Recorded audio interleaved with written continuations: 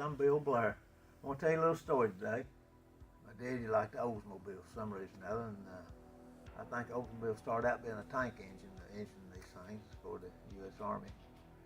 But he went down to the local Oldsmobile dealer and talked about the Super 88 Oldsmobiles for racing.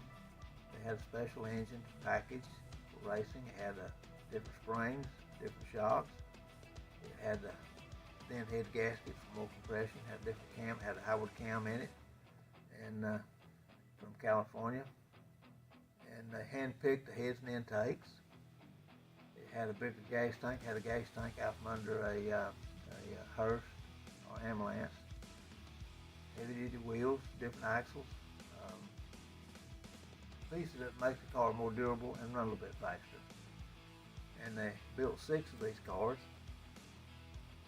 And he'd been with Oldsmobile for a couple of years, and so they put him on the list to be able to get one of these cars. And so the Oldsmobile dealer was Highland Motors here in High Point, North Carolina, and it had to come through them. And they sold to him for what it cost the dealer. And then they'd give him parts throughout the year. So they made an Oldsmobile for him, and it's this color. It's called Eskimo White. It's got a little bit of white in it. If he knew it had white in it, he would never bought it because he was superstitious, you know.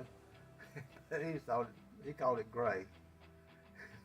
He had a little bit of green in it. But anyway, they called him up, told him when the car would be ready, and it was ready to come and get it. A guy named Don Perkins was the engineer at Olds at that time, and he was looking after all that. Bonnie Flock got one, Herschel McGriff got one, and Frank Alford got one. He kept one. They put it in a container. Now, whatever happened to that car, I don't know. But my daddy flew up to Willow Run, flew in the airport up there, and the factory picked him up and carried him over there, and they filled the cart full of gas, and they talked a little bit, and he got it and drove it home to High Point, North Carolina. And he got back just in time to change clothes, pack his suitcase, and my daddy, Wes Hedgecock, and myself, and seemed like Taylor Warren went with us. Taylor Warren later on, or he had become the NASCAR photographer after Jack Kansler was the first one. But anyway, we went to Daytona Beach in the car. Went to the Halifax Motors down there. That's on the back there, Halifax Motors. And they gave Bill, my dad, I called him Bill. Everybody else called him Bill, so I called him Bill too. They gave him 2 mechanics to help him get the car ready. They put the exhaust on the car. The factory had already made the exhaust, so they took and put them on the car, and they come out right on the tire back in later on, so most of them ran. Prepped the car, got it ready, and went out to the beach over there and qualified it. And I think he qualified 6 or 7, something like that. And then the race started, and he passed 1 lap until he got to 2nd place. And before the race, you could call him the chief, but his name was Harry Payne, but they didn't have chief mechanics back then. It was just the guy there helping him. And Harry Payne was the guy that helped my daddy that race, and the 2 others came down later on. And they more or less took a vacation to watch the race at Daytona Beach. Now, it was a little bit unique to race on the beach and go down the highway. It was a 4 mile, 4.1 mile, or 4.2. 2 miles up the beach, 2 miles down the blacktop, A1A. And then the turns was sand that they had taken a road grader and put in there to connect the 2 roads together. At that time, you could ride up down the beach in your car. Well, you couldn't do that today, but you could do it back then, as long as the tide was out. And so you pitted down at the lower end of the track, south end on the beach, as you come off the turn there from come down the highway, get in the turn, come back on the beach. There's your pit. You pitted up against the sand dunes.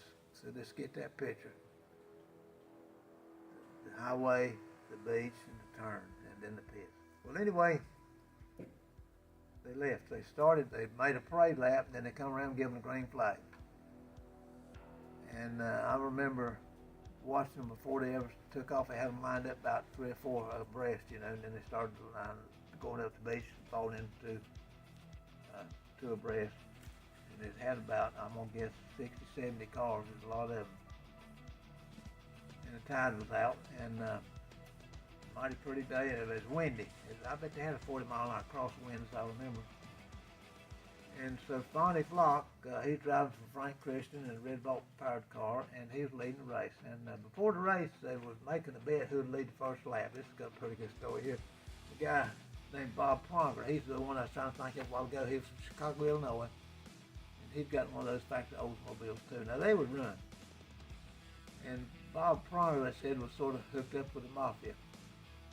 And Chicago mafia, I guess it was. But and so he asked my daddy. Now, he was I'll just tell it like it is. He's sort of a smart ass. he thought a lot of himself. You could tell the way he strutted around there, you know. And so he asked my daddy, walked up to him and said, how far can you drive into that turn up there coming off the beach?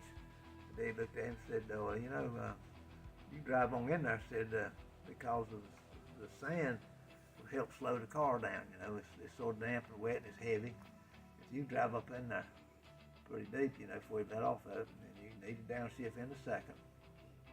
So anyway, my daddy just grinned and he turned around and walked off. Now see, in that period of time, you didn't get to practice. You'd go up and down the beach, but you couldn't go around the track. They wouldn't let you do that because people's everywhere.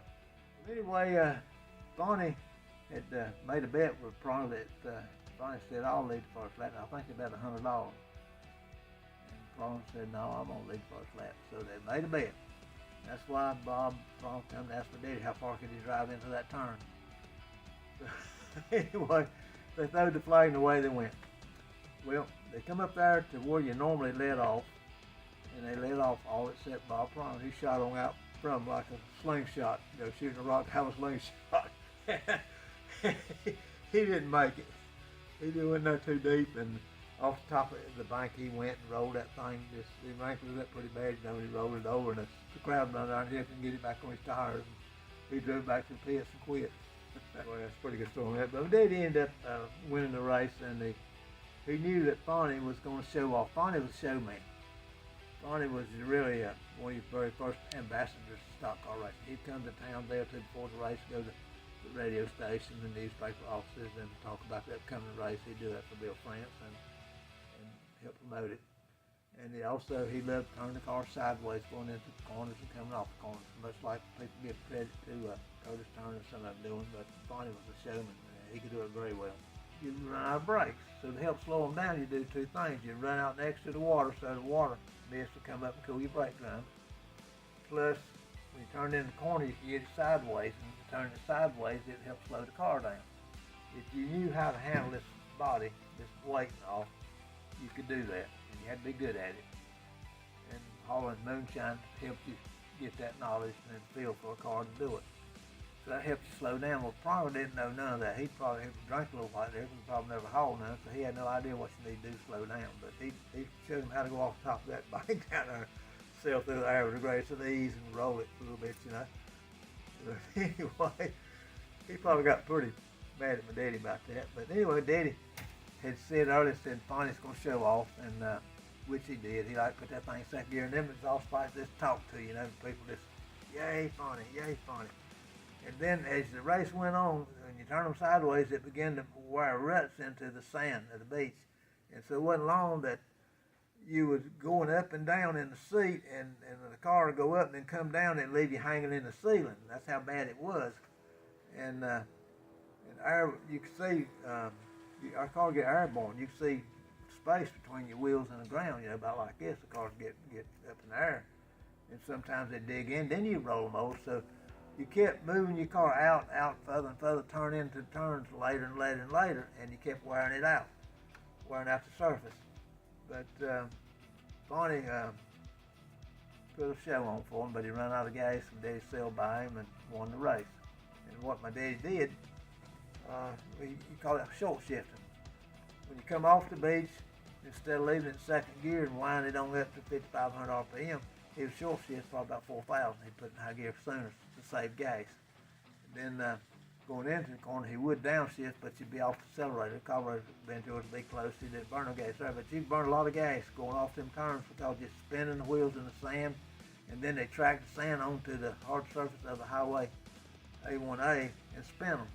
And leave black marks. All that did is excite people, but it didn't make you run fast. It burned up a lot of gas.